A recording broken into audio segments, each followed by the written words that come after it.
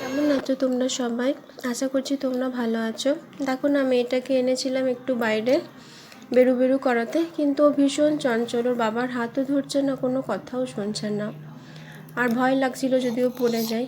ইতি অবসরে কিছু বেলুন দিয়ে সাজানো ছিল ক্রিসমাসের জন্য, ভেতরের সবগুলো। তো ওখানেও কিছুক্ষণ খেলা করলো।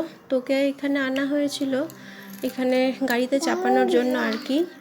তো ফাইনালি ওকে গাড়িতে চাপানো হলো। ও তো গাড়িতে চেপে ভীষণই খুশি, কিন্তু নামার সময়তেও বেচারা অনেক কান্নাকাটি করতে থাকে।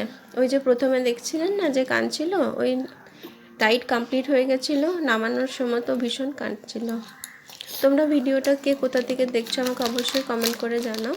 আর আমার চ্যানেলটাকে অবশ্যই সাবস্ক্রাইব করে দিও, আর আমার ভিডিওগুলো লাইক করে দিও। Thank you.